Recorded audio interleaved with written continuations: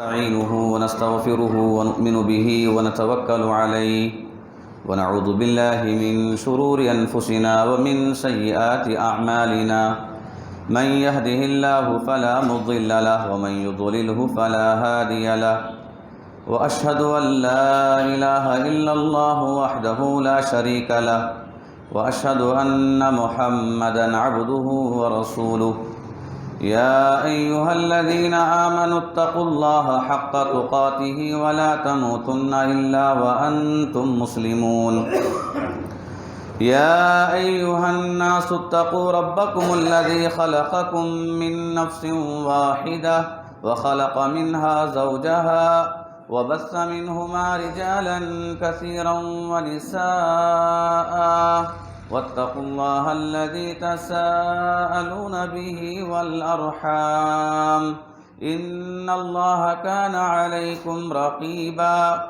يا أيها الذين آمنوا اتقوا الله وقولوا قولا سديدا يصلح لكم أعمالكم ويغفر لكم ذنوبكم ومن يطع الله ورسوله فقد فاز فوزا عظيما فإن أصدق الحديث كتاب الله وخير الهدي هدي محمد صلى الله عليه وسلم وشر الأمور محدثاتها وكل محدثة بدعة وكل بدعة ضلالة وكل ضلالة في النار أعوذ بالله من الشيطان الرجيم قل لو شاء الله ما تلوته عليكم ولا أدراكم به فقد لبثت فيكم عمرا من قبله أفلا تعقلون۔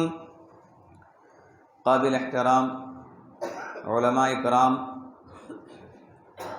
معزز بزرگان دین، نوجوانان اسلام اور عزیز بچوں، ہر قسم کی تعریف، توصیف، بڑائی، کبریائی اس اللہ وحدہ لا شریک کے لائق ہے جس نے آخری نبی محمد مصطفیٰ صلی اللہ علیہ وسلم کی امتی ہمیں بنایا ہے، آپ کو ہمارے لیے اسوہ اور نمونہ بنایا ہے۔ لاکھوں درود و سلام اللہ کے سارے انبیاء پر، خصوصاً آخری نبی محمد مصطفیٰ صلی اللہ علیہ وسلم پر، جن کی زندگی پیدائش سے لے کر وفات تک، قیامت تک آنے والے انسانوں کے لیے ایک نصیحت ہے، ایک اسوہ ہے، اور آپ کی زندگی جو بعثت اور نبوت کے بعد کی ہے، جس میں رب العالمین نے مسلمانوں کے لیے بہت ساری نصیحتیں رکھا، چاہے وہ مکی زندگی کی بات ہو، چاہے ہجرت کے بعد مدنی زندگی کی بات ہو، دونوں ادوار مسلمانوں کے لیے درس و نصیحت کے ہیں۔ محترم حضرات، اللہ کے رسول صلی اللہ علیہ وسلم مکہ میں پیدا ہوئے، پھر نبی بننے کے 13 سال بعد بعض حالات کی بنا پر آپ کو ہجرت کر کے مدینہ جانا پڑا۔ وہاں پر آپ 10 سال تک رہے۔ پھر بھی آپ مکے سے بہت محبت کرتے تھے، چونکہ وہ آپ کا آبائی علاقہ تھا، وطن تھا، اور وہاں پر کعبۃ اللہ ہے جو روئے زمین کا اللہ کے سب سے پہلا گھر ہے، جہاں پر اللہ تعالیٰ نے لوگوں کی ہدایت اور لوگوں کے امن و امان کا سامان رکھا ہے۔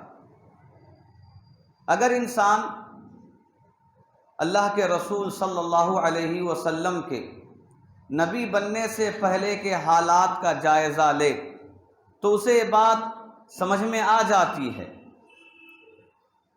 کہ مکہ والے جسم کے اعتبار سے، ڈھانچے کے اعتبار سے انسان تو تھے، لیکن اخلاقی گراوٹ، اخلاقی خرابی اور معاملہ، معاشرت، لین دین میں انسانیت ان کے اندر نہیں تھی۔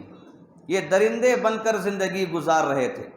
خواہشات، حرص و لالچ، شہوت، لوٹ مار، ہر طرح کی برائی کے دلدل میں لوگ پھنسے ہوئے تھے، اور ان کا عالم اتنا خطرناک تھا کہ اگر کوئی باہر سے طواف کے لیے، زیارت کعبہ کے لیے، عمرہ اور حج کرنے کے لیے آنا چاہتا تو ڈر ڈر کے آتا تھا۔ یہ سوچتا تھا کہ میرا مال کہاں لٹ جائے گا، میری عورتوں کی عزتیں کہاں لٹ جائیں گی، کون ہم پر حملہ کرے گا۔ اس قدر لوگ ڈر کر کعبۃ اللہ کی زیارت کرنے کے لیے آتے تھے۔ اسی لیے اللہ تعالیٰ نے پہلے ہی سے مہینوں میں چند مہینوں کو حرمت والے بنا دیا تھا، تاکہ لوگ ان مہینوں میں جنگ و قتال نہ کریں، دوسروں کو امن دیں، لوٹ نہ کریں، چوری نہ کریں، اور دوسروں کی عزت پر ہاتھ نہ ڈالیں۔ اور لوگ انہی حرمت والے مہینوں میں مکہ کا قصد کرتے تھے، کعبۃ اللہ کا قصد کرتے تھے۔ اس کے باوجود ان کے اندر ہر طرح کی برائی پائی جاتی تھی۔ ایسے لوگوں کے درمیان اللہ کے رسول صلی اللہ علیہ وسلم کی ولادت ہوئی۔ آپ صلی اللہ علیہ وسلم جس قدر پروان چڑھتے گئے، اللہ تعالیٰ آپ کو ہر طرح کی برائی سے محفوظ کرتا گیا۔ جب آپ شعور کو پہنچے تو شعور کو پہنچنے کے بعد آپ نے لوگوں کی حالتوں کو دیکھا، ان کے کردار کو دیکھا، ان کے اخلاق کو دیکھا، تو خود آپ کے اندر گھن آتی تھی کہ کیسے لوگوں کے درمیان میرا رہنا ہے۔ یہ کیسے لوگ ہیں کہ خود آپس میں لڑتے ہیں، جھگڑتے ہیں، چھوٹی چھوٹی بات پر اختلاف کرتے ہیں۔ یہاں پر خاندان، قبیلے، اونچ نیچ کا معاملہ ہے، چھوت چھات کے ساتھ یہ زندگی گزارتے ہیں۔ اگر کوئی خاندان کے اعتبار سے زیادہ افراد کا ہے تو دوسرے چھوٹے خاندان پر غالب آ جاتا ہے۔ اگر کسی کو زیادہ مال ملا ہے، غریب پر ظلم ڈھاتا ہے۔ اگر کسی کے یہاں لڑکی کی ولادت ہو تو لڑکی کی ولادت پر شرم محسوس کرتے ہیں اور انہیں زندہ درگور کر دیتے ہیں۔ یہ کیسا معاشرہ ہے، یہ کیسے لوگ ہیں؟ تو یقیناً اللہ کے رسول صلی اللہ علیہ وسلم ایسے لوگوں کو دیکھ کر بھی شرم محسوس کرتے تھے۔ رب العالمین نے غیبی طور پر ہر طرح کی برائی سے آپ کو محفوظ کر دیا تھا۔ علامہ حالی رحمہ اللہ نے ان لوگوں کی حالات کا نقشہ کھینچتے ہوئے کہا، کہیں تھا مویشی چرانے پہ جھگڑا تو کہیں تھا گھوڑا آگے بڑھانے پہ جھگڑا، کہیں پانی پینے پلانے پہ جھگڑا تو کہیں کھانا کھانے اور کھلانے پہ جھگڑا۔ چھوٹی چھوٹی بات پر یہ لوگ آپس میں اختلاف کرتے تھے۔ ہر طرح کی اخلاقی بگاڑ ان کے اندر پایا جاتا تھا۔ ایسے وقت میں جب آپ صلی اللہ علیہ وسلم شعور کو پہنچے تو آپ کے اندر ایک درد محسوس ہوا، ایک فکر آپ نے محسوس کیا کہ معاشرے کی کیسے ہم اصلاح کریں، ان خرابیوں کو کیسے ہم دور کریں۔ تو ایسے وقت میں چند نوجوان اس کام کو لے کر اٹھے اور ایک کمیٹی بنایا حلف الفضول کے نام پر، جس کمیٹی کے اندر فضل نام کے بہت سارے لوگ تھے، اسی سے اس کا نام حلف الفضول رکھا۔ تو آپ کو جیسے ہی یہ خبر پہنچی آپ بھی اس میں اپنے آپ کو پیش کیا، اس میں شریک ہو گئے۔ چلو ایک اچھا کام ہم بھی کریں گے، لوگوں کی اصلاح کریں گے، یتیموں کا، بیواؤں کا خیال کریں گے، اور جو مسافر مہمان بن کر آتے ہیں ہم انہیں امن دیں گے، ان کی جان کی امان، ان کے مال کی امان، اور یہاں جس مقصد کے لیے آ رہے ہیں یہ مقصد اپنے پورے طور پر آرام سے وہ کامیابی حاصل کر سکیں۔ اس کام میں آپ صلی اللہ علیہ وسلم شریک ہو گئے۔ جوانی ہی سے آپ معاشرے کی اصلاح، نوجوانوں کی اصلاح اور خرابیوں کے خاتمے کا خیال کرتے تھے۔ جہاں کہیں لوگ ملتے لوگوں کی فکر آپ کرتے، ان کی اصلاح کرتے تھے، اور یہی سلسلہ 40 سال تک چلتا رہا۔ 40 سال سے پہلے، 1-2 سال پہلے آپ نے دیکھا کہ لوگوں کے اندر اصلاح نہیں آ رہی ہے، معاشرے سے بدظن ہو گئے، اور اللہ کی یاد میں تنہا ہونا چاہا۔ چلو تنہائی میں اللہ کو یاد کر لیں تو اسی فکر میں مکہ سے دور 2 کلومیٹر دور میں موجود غار حرا میں آپ صلی اللہ علیہ وسلم کئی دن کا اناج کھانا لے کر تنے تنہا چلے جاتے اور وہاں پر آپ تنہائی میں اللہ کی یاد میں رہتے تھے، اللہ کو یاد کرتے تھے۔ 21 رمضان پیر کے دن اللہ تعالیٰ نے جبرائیل علیہ السلام کو بھیجا۔ جیسے ہی آپ جبرائیل علیہ السلام کو دیکھے ڈر گئے، گھبرا گئے۔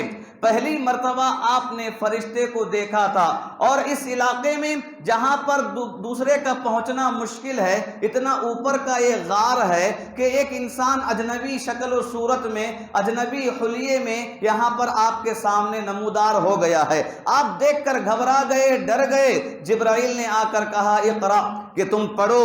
آپ صلی اللہ علیہ وسلم نے فرمایا ما انا بقاری، مجھے پڑھنا نہیں آتا۔ جبرائیل علیہ السلام نے آپ کو 1 مرتبہ دبایا، پھر کہا پڑھو، کہا کہ مجھے پڑھنا نہیں آتا۔ 2 مرتبہ دبایا، کہا کہ پڑھو، آپ نے کہا مجھے پڑھنا نہیں آتا۔ 3 مرتبہ آپ کو گلے سے لگا کر دبایا، تو اس کے بعد کہا پڑھو، تو اس کے بعد اللہ تعالیٰ نے آپ کے اندر یہ طاقت دے دی۔ آپ نے قرآن مجید کو پڑھنا شروع کیا، جو وحی جبرائیل علیہ السلام لے کر آئے تھے۔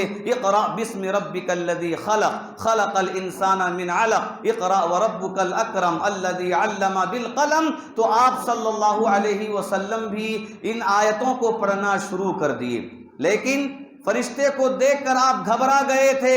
آپ گھر آئے اور آ کر اپنی بیوی خدیجہ رضی اللہ تعالیٰ عنہا سے کہا کہ مجھے ڈر لگ گیا ہے، میری جان کا مجھے ڈر لگ گیا ہے، اور آپ پر بخار طاری ہو گیا تھا، تو کہا کہ مجھ پر چادر اڑا دو، تو چادر آپ پر اڑا دی گئی۔ اور تسلی کے طور پر خدیجہ رضی اللہ تعالیٰ عنہا نے آپ کے ان کاموں کا ذکر کیا جو اس سے پہلے آپ کام کیا کرتے تھے۔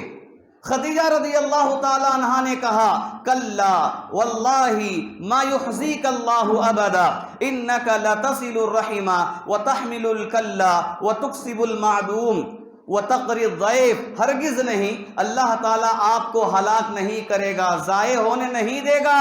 اور کیسے اللہ تعالیٰ آپ کو ہلاک کرے گا؟ آپ تو غریبوں کا خیال کرنے والے ہیں، مسکینوں کا خیال کرنے والے ہیں، یتیموں کا خیال کرنے والے ہیں، مہمان نواز ہیں۔ اگر کوئی مجبور آپ کے پاس آئے تو آپ اس کی مجبوری کو دور کرنے والے ہیں۔ محترم حضرات، یہ جو حدیث خدیجہ رضی اللہ تعالی عنہا سے متعلق مذکور ہے کہ خدیجہ رضی اللہ تعالی عنہا نے آپ صلی اللہ علیہ وسلم کو تسلی دیتے ہوئے جو کلمات ذکر کیے، یہ سارے کلمات آپ صلی اللہ علیہ وسلم کی 40 سالہ زندگی کا خلاصہ ہے۔ 40 سالہ زندگی کا خلاصہ ہے کہ آپ 40 سال نبوت کے پہلے کے، نبی بننے سے پہلے کے 40 سال آپ مکے میں کیسے تھے، کیا کرتے تھے، آپ کا کیا مشغلہ تھا۔ خدیجہ رضی اللہ تعالی عنہا نے چند حرفوں میں، چند جملوں میں، چند کلمات میں بیان کر دیا کہ 40 سال تک آپ لوگوں کی فکر میں تھے، مکے والوں کی فکر میں تھے، معاشرے کی فکر میں تھے، خرابیوں کے خاتمے میں آپ لگے ہوئے تھے۔ آپ کا مشغلہ ہی یہی تھا کہ کیسے ان درندوں کو انسان بنایا جائے، کیسے ان خونخوار لوگوں کے اندر ہمدردی پیدا کیا جائے، کیسے یہ لوٹ مار چور ڈکیتی کرنے والوں کے اندر امانت داری پیدا کی جائے، کیسے یہ زبان سے جھوٹ بولنے والے، گالی گلوچ کرنے والے، وعدہ خلافی کرنے والوں کی زبان میں سچائی کا درس بٹھایا جائے۔ یہی فکر آپ کی 40 سال تک تھی۔ خدیجہ رضی اللہ تعالی عنہا نے چند جملوں میں اس بات کا ذکر کیا۔ محترم حضرات، اللہ تعالیٰ نے اللہ کے رسول صلی اللہ علیہ وسلم کو اسوہ بنایا۔ لقد کان لکم فی رسول اللہ اسوۃ حسنہ، تمہارے لیے رسول کی زندگی ایک نمونہ ہے، اسوہ ہے۔ یقیناً نبی بننے کے بعد کی زندگی ہمارے لیے ہر اعتبار سے نمونہ ہے، اسوہ، لیکن نبی بننے سے پہلے کی زندگی بھی ہمارے لیے اسوہ اور نمونہ رب العالمین نے بنایا۔ غیبی طور پر اللہ نے آپ کو ہر طرح کی برائی سے محفوظ رکھا، شراب سے، زنا سے، جوا سے، ناچ گانے سے، جھوٹ و غیبت سے، برے اخلاق و کردار سے اللہ تعالیٰ نے آپ کے پورے دامن کو محفوظ کر دیا۔ کوئی داغ، کوئی دھبا آپ کے دامن میں نہیں تھا، تاکہ نبی بننے کے بعد جب آپ یہی بات لے کر لوگوں کے سامنے جائے تو کوئی یہ نہ کہے کہ تم تو جھوٹے تھے، آج سچائی کی بات کر رہے ہو، تم تو برے تھے، آج اچھائی کی بات کر رہے ہو۔ کوئی آپ پر انگلی نہ اٹھائے، کوئی آپ کی ذات پر کوئی حرف نہ لائے، کوئی آپ کی شبیہ کو بگاڑ کر پیش نہ کرے۔ اسی لیے اللہ تعالیٰ نے غیبی طور پر محفوظ کر دیا تھا۔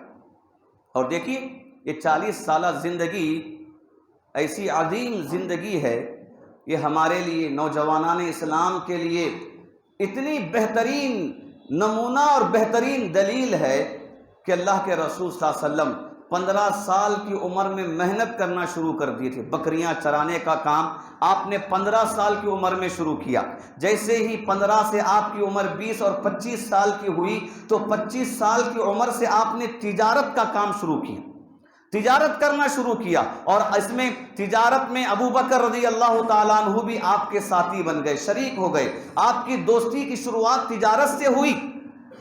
آپ 25 سال کی عمر میں تجارت کرنا شروع کیے تو آپ کی امانت داری تجارت میں اتنی زیادہ تھی کہ مکے میں جتنے بڑے بڑے تاجر تھے سب یہ چاہتے تھے کہ آپ میرا مال لے کر جائیں اور تجارت کریں، میرا مال لے کر جائیں اور آپ مجھے منافع لا کر دیں۔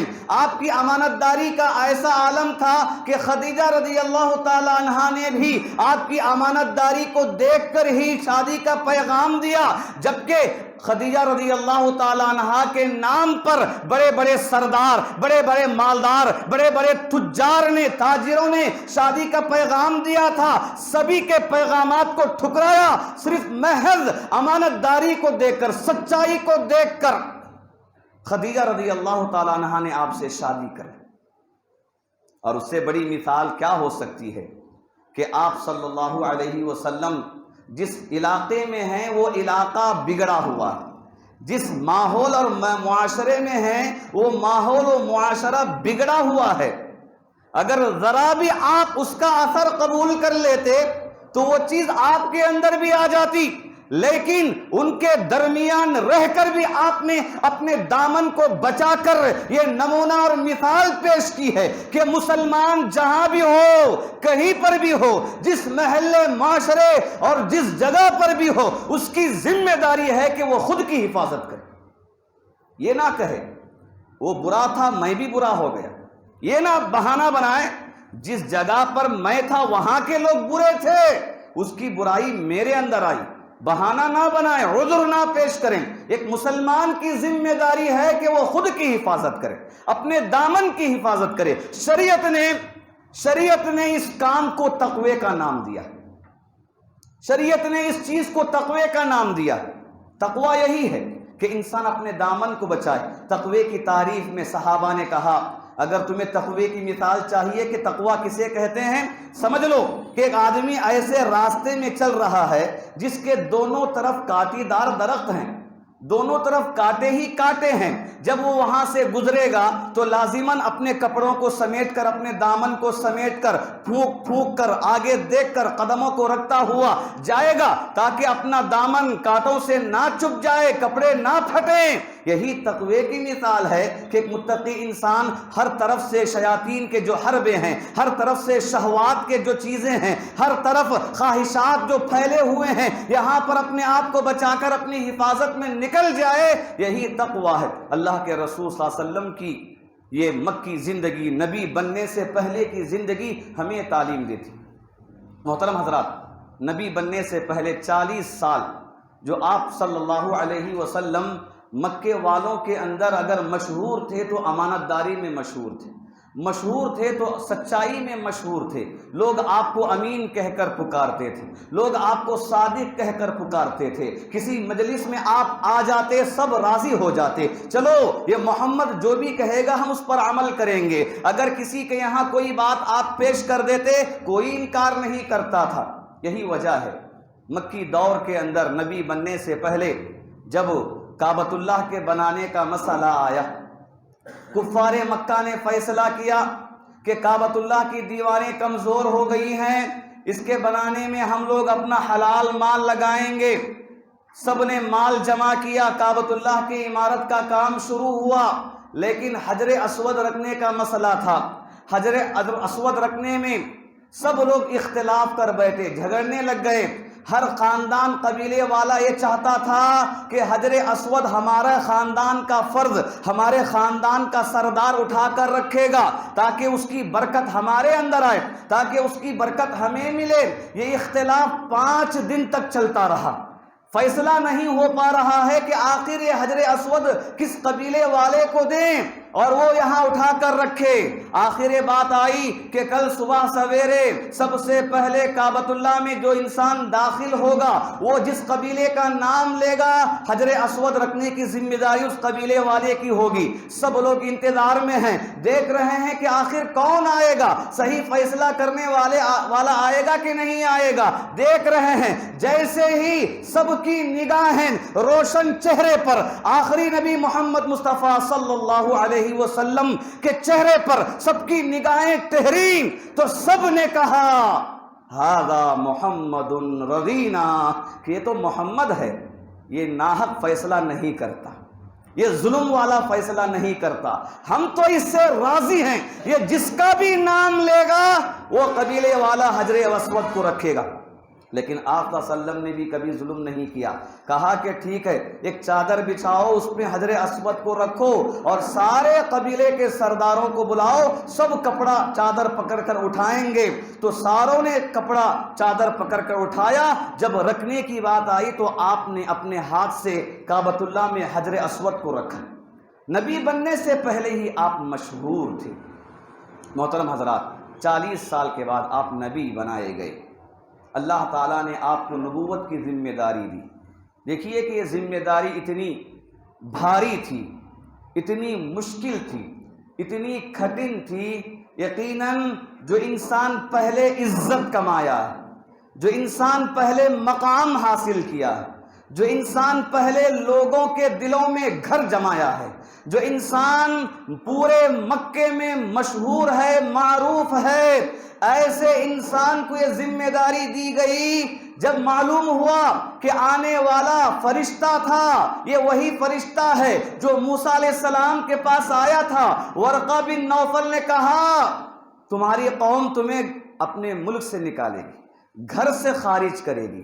ایسا انسان جس نے شہرت پائی، 40 سال کی زندگی بڑے نام کے ساتھ، شان کے ساتھ، ٹھاٹ کے ساتھ گزاری، سب کے دل میں جس کا چرچا تھا، سب کے گھروں کے اندر جس کا مقام تھا، یقیناً اگر ہم میں سے کوئی ہوتا تو اس ذمہ داری کو قبول نہیں کرتا۔ کیوں قبول کرے؟ کہے گا کہ آخر میں کیوں اپنی عزت کو ملیا میٹ کروں، اپنے نام کو کیوں میں نیچے کروں؟ جو میری عزت کرنے والے ہیں وہی لوگ جب مجھے اس کام سے نکالیں گے، میں اس جگہ سے نکالیں گے، میں کیوں یہ کام انجام دوں، اس ذمہ داری کو قبول کروں؟ لیکن اللہ کے رسول صلی اللہ علیہ وسلم نے ان ساری چیزوں کو قربان کر دیا، پرواہ نہیں کی، اس بڑی ذمہ داری کو قبول کیا۔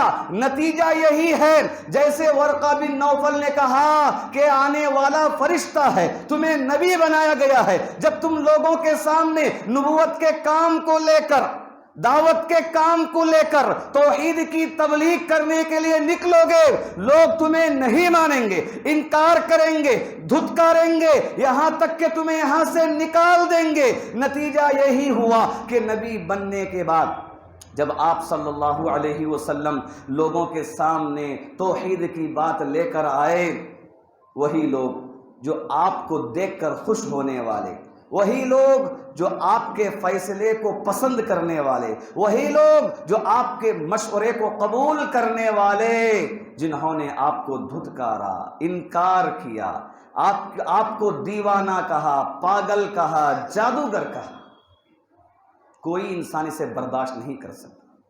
عزت ملنے کے بعد پھر ذلت ملے، مقام ملنے کے بعد مقام سے گرا دیں اور قریب کرنے والوں کو دور کر دے، کوئی اسے پسند نہیں کرتا۔ اسی لیے اللہ تعالیٰ نے قرآن مجید کے اندر اللہ کے رسول صلی اللہ علیہ وسلم سے فرمایا قل لو شاء اللہ ما تلوته علیکم ولا ادراکم به فقد لبثت فیکم عمرا من قبلہ افلا تعقلون۔ اے نبی آپ بتائیے، اللہ نے چاہا تو میں نے تمہارے سامنے توحید کی بات بتائی، اللہ نے چاہا تو میں نے تمہیں توحید کی دعوت دی، کیا تم نہیں جانتے کہ تمہارے درمیان میں نے 40 سال کا بڑا عرصہ گزارا ہے؟ کیا تم اس بات کو نہیں سمجھتے کہ جو پہلے سچا تھا جھوٹا کیسے ہو گیا، جو پہلے امانت دار تھا جو خائن کیسے ہو گیا، جو پہلے پسندیدہ تھا ناپسند کیسے ہو گیا، جو پہلے عقل مند تھا دیوانہ کیسے ہو گیا، جو پہلے محبتیں بانٹنے والا، رشتے ناطے جوڑنے والا، یتیموں کا خیال کرنے والا آج وہ جادوگر کیسے ہو گیا۔ افلا تعقلون، کیا تمہیں بات سمجھ میں نہیں آتی؟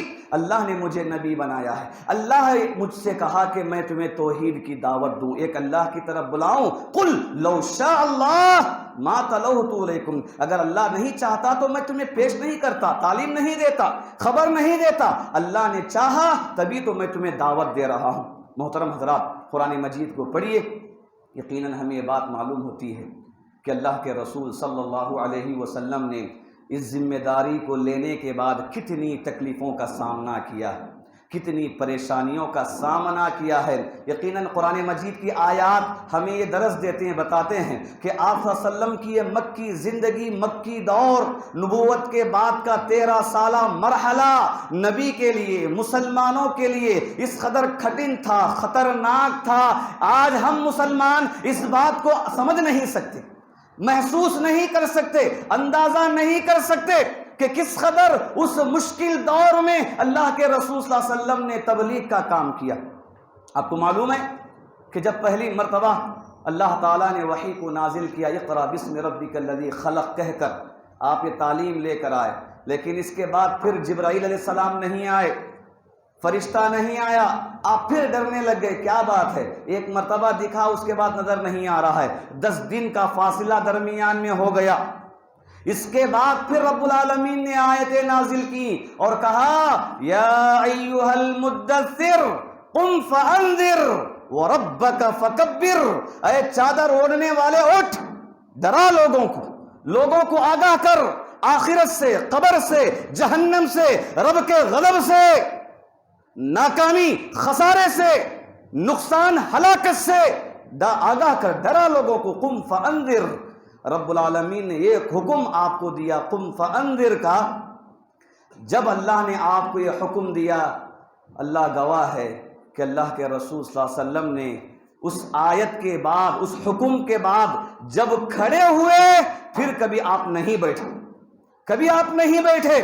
دن میں لوگوں کے سامنے کھڑے ہوتے ہیں، رات میں رب کے سامنے کھڑے ہوتے ہیں۔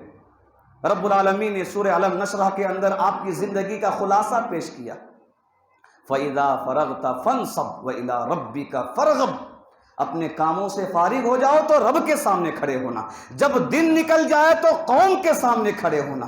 قم فانذر، ایک مرتبہ اس حکم پر عمل کرنے پہ آ گئے تو پھر کبھی آپ نہیں بیٹھے، پرواہ نہیں کی، آپ نے لان تان کی پرواہ نہیں کی، مار پیٹ کی پرواہ نہیں کی، دشمن کے دشمنیوں کی آپ نے پرواہ نہیں کی۔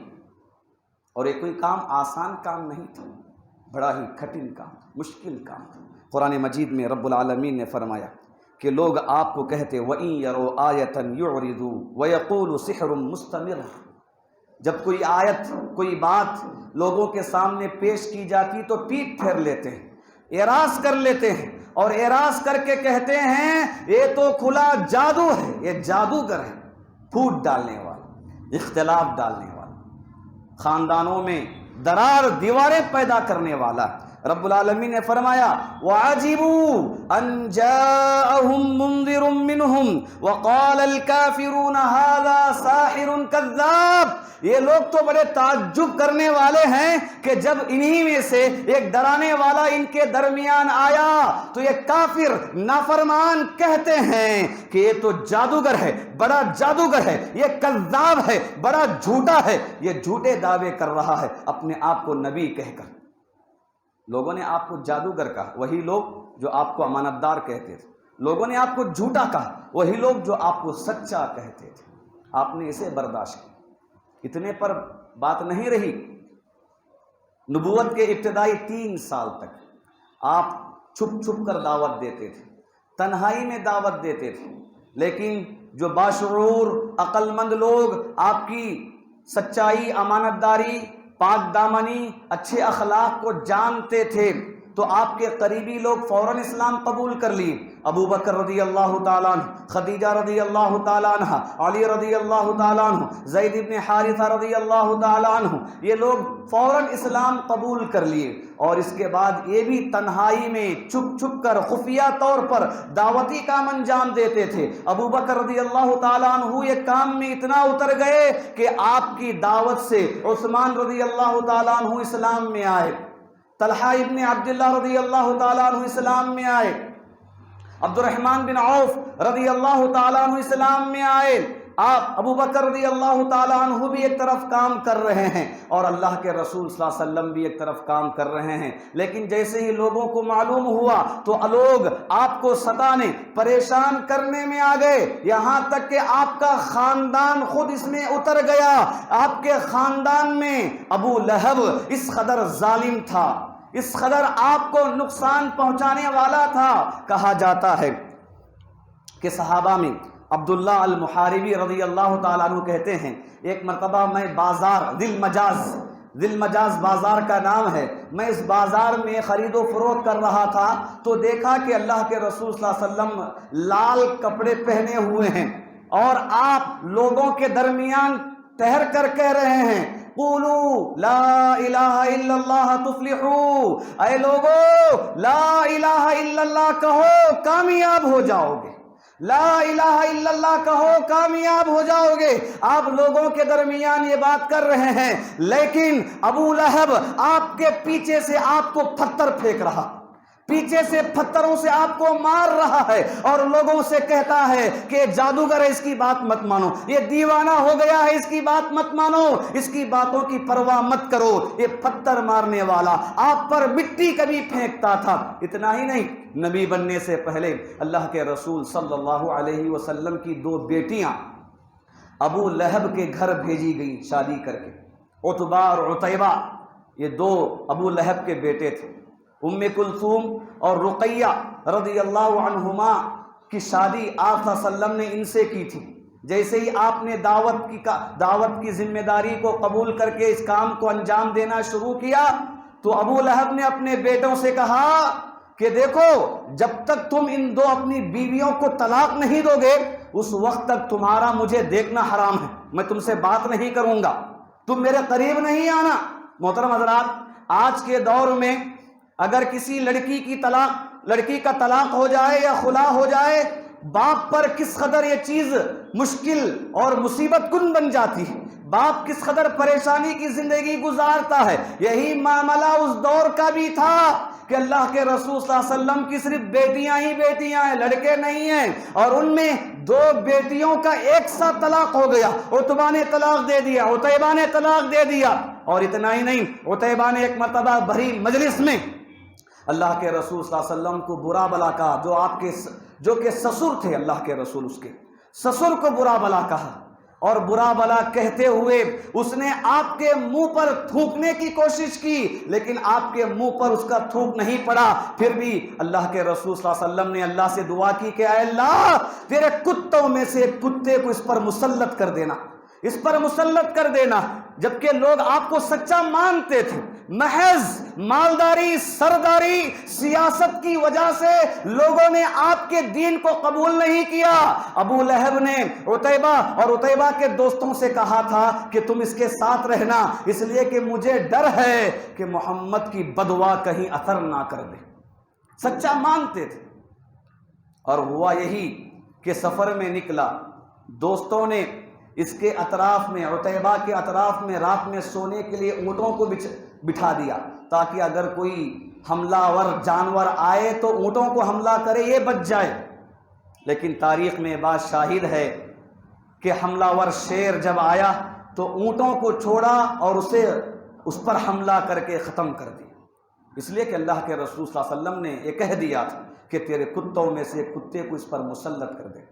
لیکن یہاں پر بات یہ ہے کہ اللہ کے رسول صلی اللہ علیہ وسلم اس قدر مشکلات کو برداشت کرتے ہوئے، تکالیف کو برداشت کرتے ہوئے، دوسرے خاندان قبیلے والے لوگ آپ کو تانا دے رہے ہیں، آپ کو برا بلا کہہ رہے ہیں، آپ کو پریشان کر رہے ہیں، لیکن پھر بھی آپ صلی اللہ علیہ وسلم دین کے معاملے میں اس قدر جمے ہیں اور دعوت کے کام کو انجام دے رہے ہیں۔ محترم حضرات، دعوت کے کام کو روکنے کے لیے، توحید کے کام کو روکنے کے لیے لوگوں نے اللہ کے رسول صلی اللہ علیہ وسلم پر ہر طرح کے حربے استعمال کی۔ یہ سیاسی چیز ہے۔ سیاسی لوگ کبھی کسی کام کو روکنا چاہتے ہیں تو پہلا کام یہ کرتے ہیں، خواہش دلاتے ہیں، لالچ دلاتے ہیں۔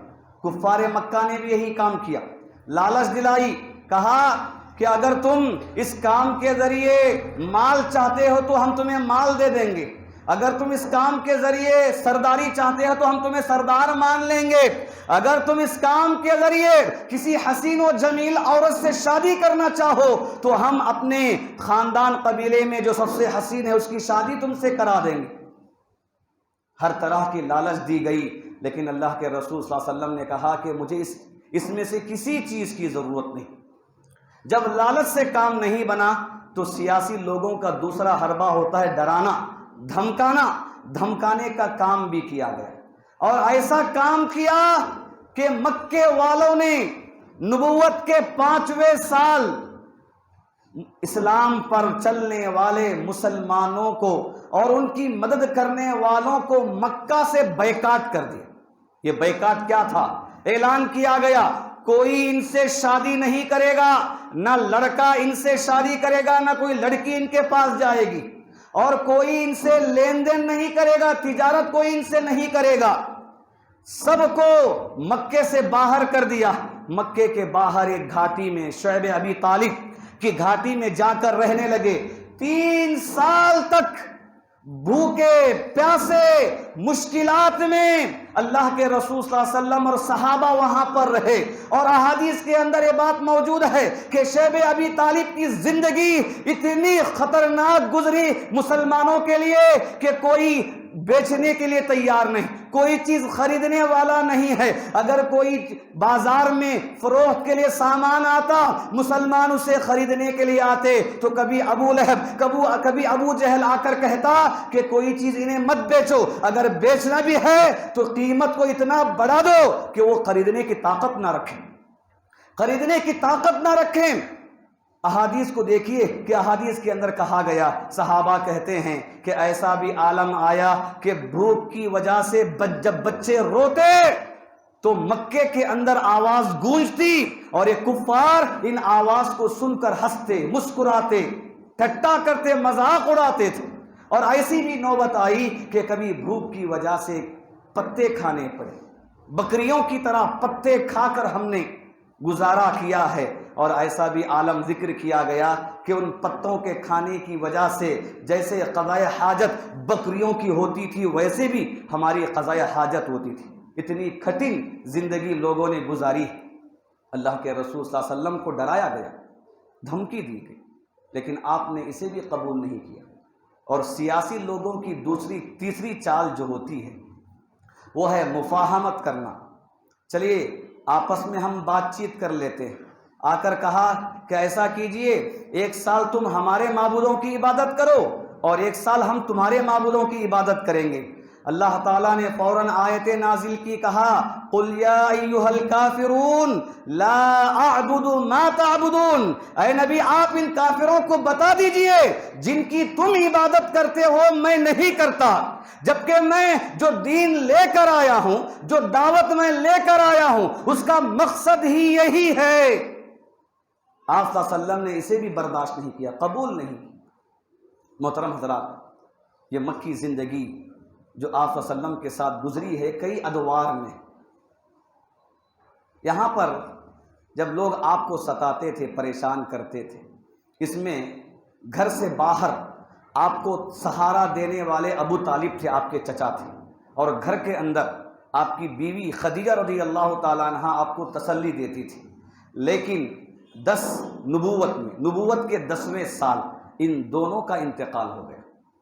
جو گھر سے باہر سہارا دینے والے تھے وہ بھی چلے گئے، جو گھر کے اندر تسلی دینے والے تھے وہ بھی چلی گئی۔ تو اللہ کے رسول صلی اللہ علیہ وسلم کے لیے معاملہ اور بگڑ گیا، خطرناک ہو گیا کہ جب تک ابو طالب تھے لوگ کم سے کم ڈرتے تھے، اب محسوس ہو گیا کہ اب لوگ ستانے میں، تکلیف دینے میں کوئی کسر باقی نہیں رکھیں گے، کوئی چیز باقی نہیں رکھیں گے، اب کھل کر یہ لوگ دشمنی میں اتر آئیں گے۔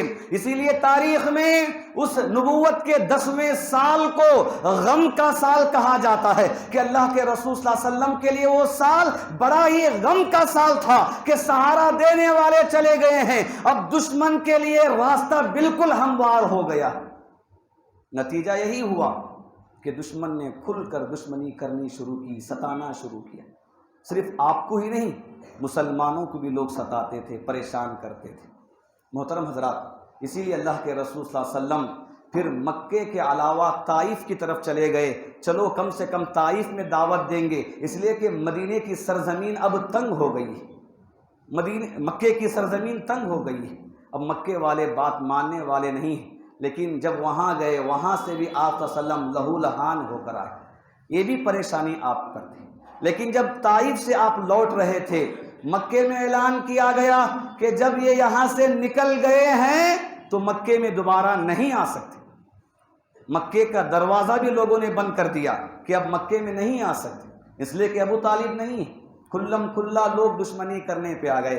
ایسے وقت میں اللہ تعالیٰ نے آپ کی تسلی کے لیے، آپ کی ہمت کے لیے رب العالمین نے 7 آسمانوں کی سیر آپ کی کرائی۔ معراج میں رب العالمین نے آپ کو بلایا، اس کے ذریعے رب العالمین نے آپ کو تسلی دی، ہمت دی، آپ کے مقام و مرتبے کو بڑھا دیا، اور اس کے بعد ہی اللہ تعالیٰ نے ہجرت کا حکم دے دیا کہ اب تم ہجرت کر کے مدینہ چلے جاؤ، وہاں پر اسلام کا مرکز بننے والا ہے، وہاں سے اسلام کی دعوت و تبلیغ کا کام زور سے شروع ہونے والا ہے۔ الغرض، یہ مکی زندگی جو 13 سالہ زندگی نبوت کی بات کی ہے، اس میں ہمارے لیے بہت ساری عبرتیں ہیں جو آج ہمیں اسے سمجھنے کی ضرورت ہے۔ اگر ہندوستانی ماحول کو سامنے رکھیں تو یقیناً یہ کہہ سکتے ہیں کہ آج ہندوستان کا ماحول اور اللہ کے رسول صلی اللہ علیہ وسلم کے مکی دور کا ماحول بالکل برابر تھا۔ وہاں پر بھی حکومت مسلمانوں کی نہیں تھی، وہاں پر بھی مسلمانوں کی تعداد کثرت میں نہیں تھی۔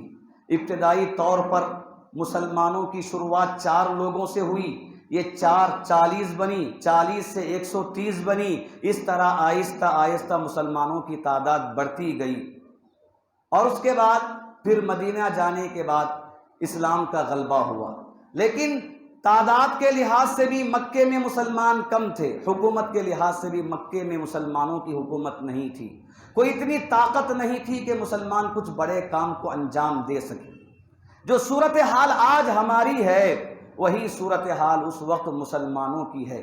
لیکن اگر ان صحابہ کے اعتبار سے دیکھیں، مکے میں جنہوں نے پہلے اسلام قبول کیا اور انہوں نے آزمائشوں میں برداشت کیا، تکلیفوں کو برداشت کیا، تو ان کے مقابلے میں الحمدللہ آج ہم یہاں پر مسلمان بہت ہی بہتر ہیں، بہت ہی آرام سے ہیں۔ ویسی تکلیفیں نہیں ہیں جیسی تکلیفیں کہ مکے والوں کو دی جاتی تھی، لیکن مطابقت میں، برابری میں اگر ہے تو قلت میں آج ہم یہاں ہیں، وہاں پر مسلمان قلت میں تھے۔ دبدبے میں آج مسلمان یہاں پر کم ہیں جیسے کہ وہاں پر مسلمان کم تھے۔ لیکن اس وقت اللہ کے رسول صلی اللہ علیہ وسلم نے کون سی چیز کو اپنایا اسلام اور مسلمانوں کی بقا اور حفاظت کے لیے، آج اسی چیز کو ہمیں اپنانے کی ضرورت ہے۔ محترم حضرات، اس دور میں اللہ کے رسول صلی اللہ علیہ وسلم اور صحابہ نے اسلام کے ساتھ جس چیز کو اپنایا وہ ہے اچھا اخلاق اور کردار۔ اچھے اخلاق و کردار کو صحابہ نے مکی دور میں اپنایا۔ وہاں پر اگر کوئی چیز دوسروں کے لیے اثر انداز تھی، مؤثر تھی، اسلام کے قریب لانے والی تھی، مسلمانوں سے محبت کرنے والی تھی، تو وہ صحابہ کے، اللہ کے رسول کے اخلاق ہی تھے۔ آپ دیکھ لیجئے، تاریخ کو دیکھ لیجئے تو آپ کو یہ بات معلوم ہوگی۔ جو اسلام لانے سے پہلے مال کے حریص تھے، اسلام لانے کے بعد مال کو خرچ کرنے والے ہو گئے۔ اسلام لانے سے پہلے عورتوں کے دیوانے تھے، اسلام لانے کے بعد وہ عورتوں کی حفاظت کرنے والے ہو گئے۔ اسلام لانے سے پہلے دوسروں کی جائیداد کو ہڑپ کرنے والے تھے، اسلام لانے کے بعد انصاف کے ساتھ دوسروں کے حق دینے والے ہو گئے۔ اسلام لانے سے پہلے جو شراب میں لت پت تھے، صبح و شام شراب نوشی میں ملوث ہوتے تھے، اسلام لانے کے بعد انہوں نے اس چیز کو خیر بات کر دیا، چھوڑ دیا۔ یہ اچھے اخلاق اسلام کے اخلاق ہی تھے کہ مکے والوں کو اسلام کی طرف آنے پر مجبور کر رہے۔ مسلمانوں کی حفاظت میں کام آنے والی چیز اس دور میں اچھے اخلاق، اور یقیناً آج کے دور میں بھی یہی اچھے اخلاق مسلمانوں کی ترقی کا ضامن ہو سکتے ہیں۔ یہاں پر ہمیں اس بات کو سمجھنے کی ضرورت ہے۔ آج لوگ اسلام کو اگر سمجھنا چاہتے ہیں، دیکھنا چاہتے ہیں، تو لوگ اسلامی تعلیمات کو نہیں دیکھ رہے ہیں بلکہ مسلمانوں کو دیکھ رہے ہیں۔ اسلامی تعلیمات قرآن و احادیث کے اندر جو اسلام کے بہتر تعلیمات ہیں اس پر لوگوں کی توجہ نہیں ہے۔ اگر توجہ ہے تو آج مسلمانوں کی طرف ہے۔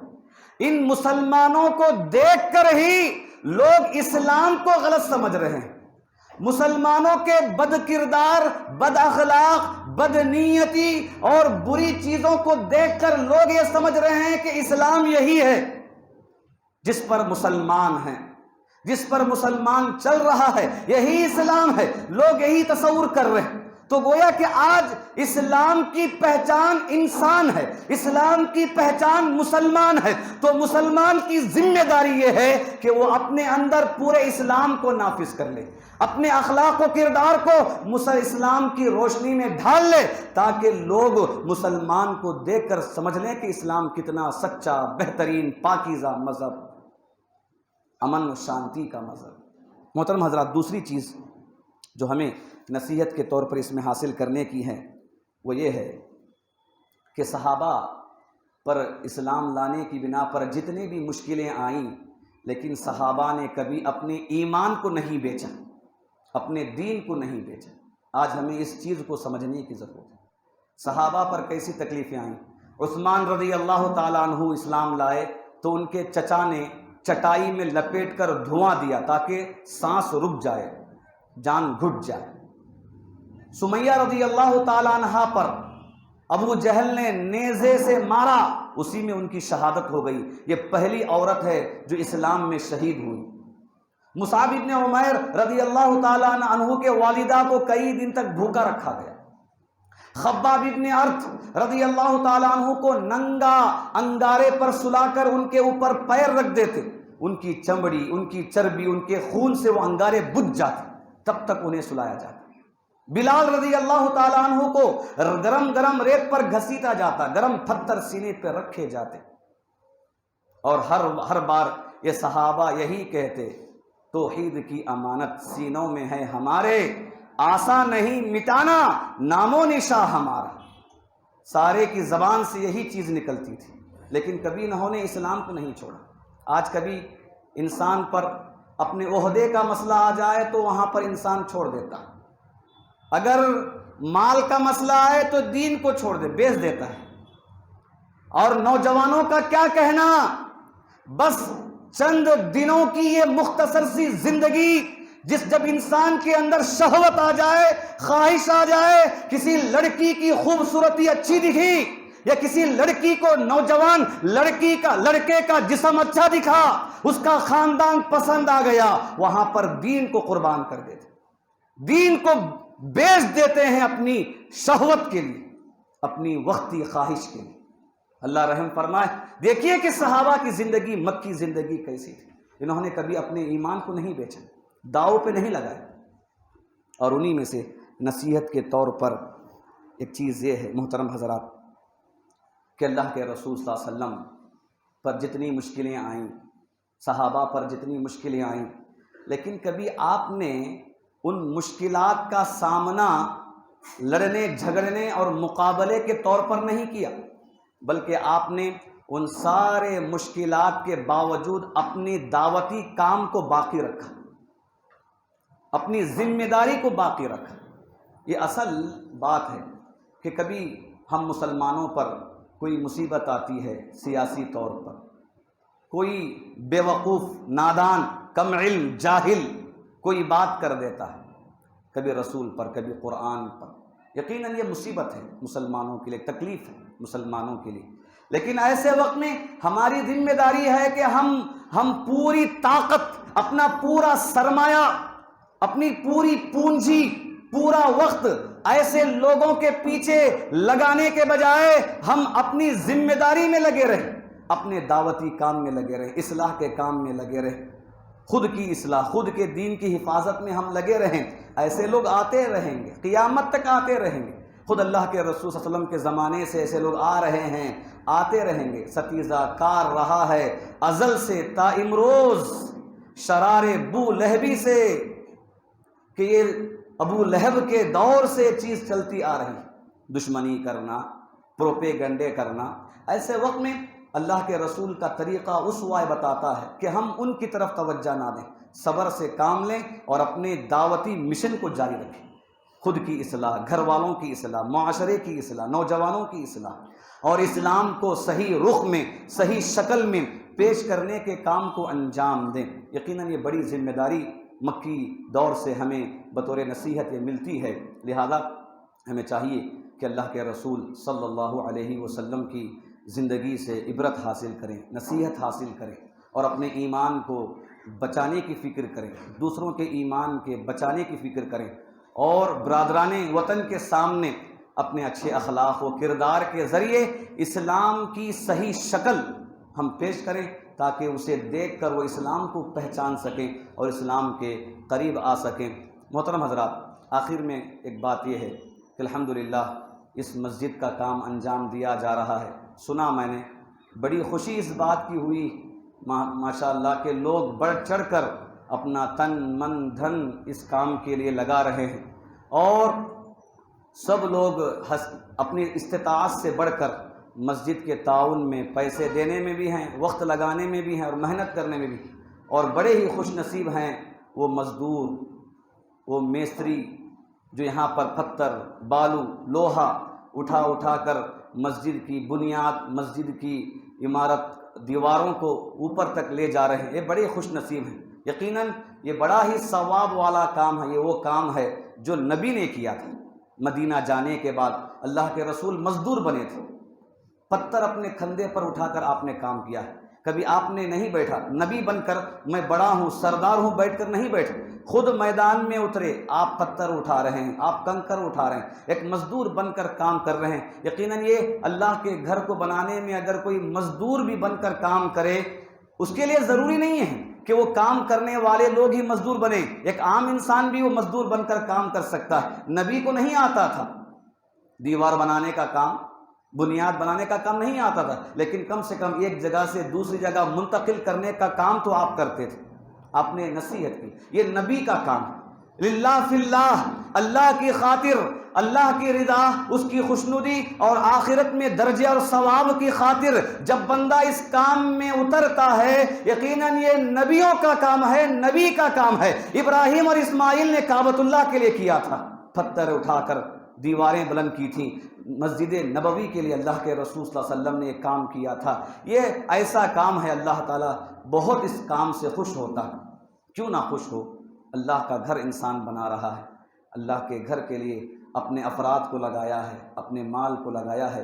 رب العالمین سے ہم دعا کرتے ہیں کہ اللہ تعالیٰ جو مسجد کا کام کیا جا رہا ہے، رب العالمین اس کام کے کرنے میں جنہوں نے اپنا مال لگایا، اپنا وقت لگایا، اپنی محنت لگائی، اپنے افراد کو لگایا، رب العالمین سب کے کام کو قبول فرمائے، اللہ تعالیٰ سب کے مال کو قبول فرمائے، رب العالمین سب کے وقت لگانے کو قبول فرمائے۔ اللہ تعالیٰ جنہوں نے بھی اپنے آپ کو جھکایا ہے، اللہ تعالیٰ کل قیامت کے دن انہیں سر بلند فرمائے۔ رب العالمین جو اس مسجد بنانے، اللہ کے گھر کو بنانے میں محنتیں کر رہے ہیں، اللہ تعالیٰ کل قیامت کے دن جنت کے اندر انہیں بھی عالی شان محلات سے نوازے۔ رب العالمین جنت کے اندر بڑے مقام و مرتبے اور عالی شان گھر اللہ تعالیٰ تعالیٰ انہیں عطا فرمائے۔ رب العالمین ہمیں دین پر جمے رہنے کی توفیق عطا فرمائے۔ اللہ تعالیٰ آپ صلی اللہ علیہ وسلم کی زندگی، مکی زندگی کو اسوہ بنانے، دین کی حفاظت میں، دعوت دین میں نمونہ بنانے کی توفیق عطا فرمائے۔ اللہ تعالی ہمیں مرتے دم تک کلمہ لا الہ الا اللہ پر قائم و دائم رہنے کی توفیق عطا فرمائے۔ رب العالمین جو ہمیں پریشان حال ہیں، سب کی پریشانیوں کو دور فرمائے۔ اللہ تعالی جو ہم میں مجبور ہیں، بیمار ہیں، اللہ سب کی مجبوریوں کو، بیماریوں کو دور فرمائے۔ رب العالمین جو بچے پڑھ رہے ہیں، اللہ انہیں نفع بخش علم عطا فرمائے۔ اللہ تعالی ان کی زندگی میں ترقیاں عطا فرمائے۔ اللہ تعالی ہمارے گھر بار میں، کاروبار میں، اعلی اولاد میں، زندگی میں اور ہر چیز میں، ہر مال میں، وقت میں اللہ رب العالمین برکت عطا فرمائے۔ اللہ ہمیں نمازوں کا اہتمام کرنے کی توفیق عطا فرمائے۔ رب العالمین مساجد سے محبت کرنے اور مساجد سے دل لگانے کی توفیق عطا فرمائے۔ آمین۔ بارک اللہ لنا ولکم فی القرآن المجید ورفعنا وإياكم بالآیات والذکر الحمید انہ تعالی جواد کریم ملک بر رؤوف رحیم رب حلیم۔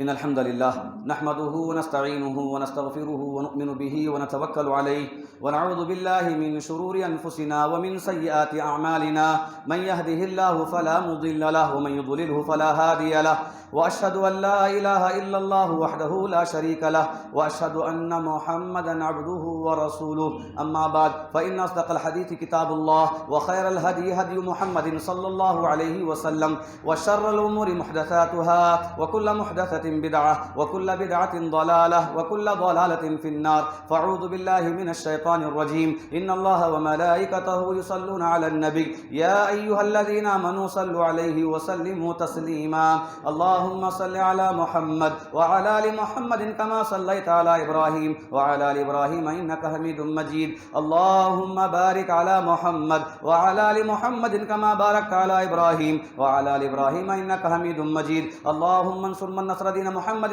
صلى الله عليه وسلم وجعلنا منهم آمين وخذل من خذل دين محمد صلى الله عليه وسلم ولا تجعلنا منهم آمين عباد الله رحمني ورحمكم الله إن الله يأمر بالعدل والإحسان وإيتاء ذي القربى وينهى عن الفحشاء والمنكر والبغي يعظكم لعلكم تذكرون اذكروا الله يذكركم وادعوه يستجب لكم ولذكر الله تعالى وأولى وعز أكبر